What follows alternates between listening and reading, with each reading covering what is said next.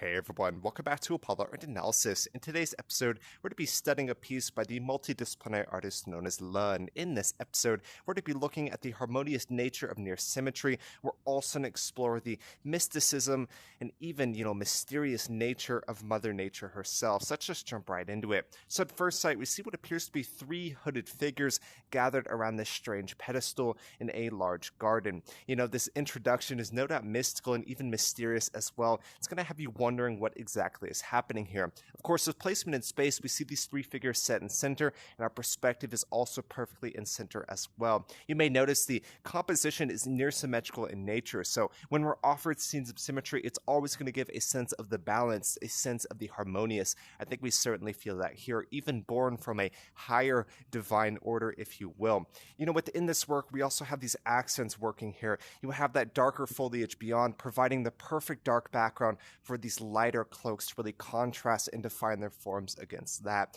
You may notice, the colors within this composition, they revolve around this, light pink, this gold, white, and green as well. This is no doubt a very natural color scheme, right? If gold is the sun, green are going to be the leaves and foliage, and white is, the purest and most sacred of light. So within this work, it is a pretty natural color scheme, and even those pinks, of course, remind of those beautiful flowers. Talk a bit more about that here in a second. But like I said, this is also, near symmetrical in nature, so there's a beautiful harmony that's provided by that. I wanted to ask you guys, how do you all feel when you first view this scene? It's, ordered, it is harmonious, it is natural in every sense of the word, but it's also mystical and mysterious as well. The perspective of this scene is quite interesting. It almost feels as if we've, walked in candid witness, or if we've stumbled upon this site. There is a sense of secrecy within this scene. I think there's no doubt about that. But this is pretty important, right? We do see three figures. Three, of course, is reminiscent of a triangle. We even see that in the form of our subjects, from the flowers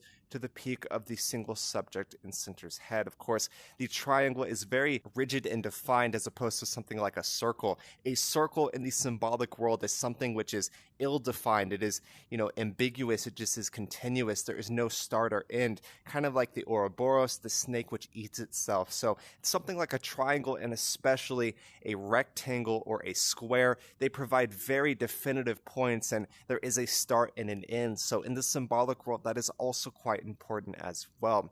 And so we see this, these figures are gathered within this garden. It's hard to say exactly what they're doing. It almost feels like an exchange of some kind or another. Like I said, they're gathered around this pedestal, and then we have these kind of golden boxes, which they appear to be moving, exchanging, or interacting with in some way or another. But regardless, the setting of the scene is also pretty important, right? They are in the world of Mother Nature. Mother Nature, of course, kills, destroys, and then rebirths life again. So that's just so important to the work at hand. We see these beautiful flowers within this work. They almost remind of, I would say tulips in a way. I don't know too many flowers, but that's just what comes to mind in my mind at the moment. But regardless, the gold within this composition, it is a beautiful accent upon the purest of whites, right? Gold is a very sacred symbol, of course, and the metal in and of itself is something which is, continuous through time. There is something which does not decay or rust. So there's even more symbolism acting within this work than you may initially discover.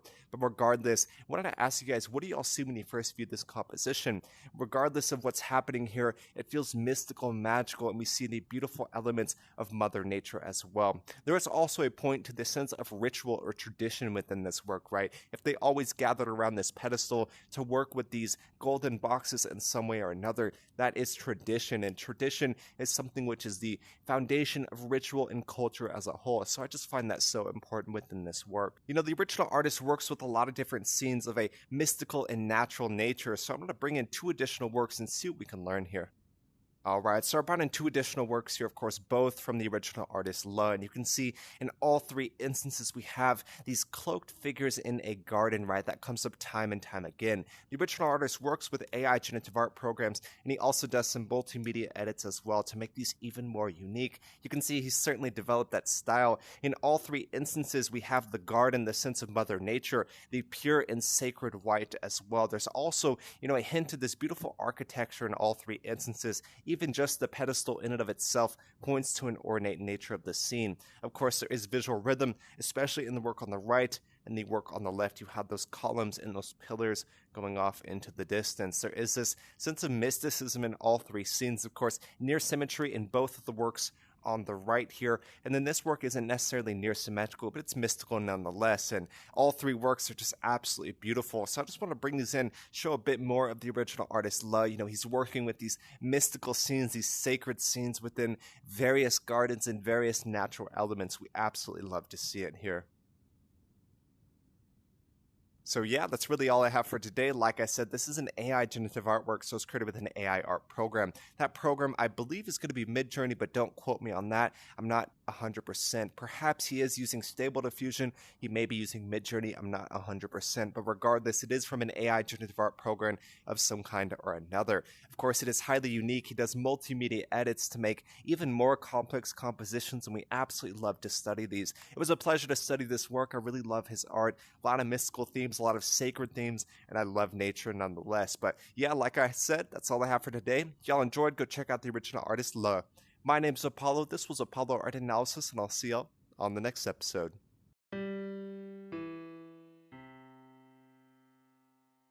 We hope you enjoyed today's episode. If you'd like to support our work directly, please check out our Apollo community tokens. Apollo Art Exchange is an ecosystem of art appreciation which elevates artists each and every day. Thanks for listening.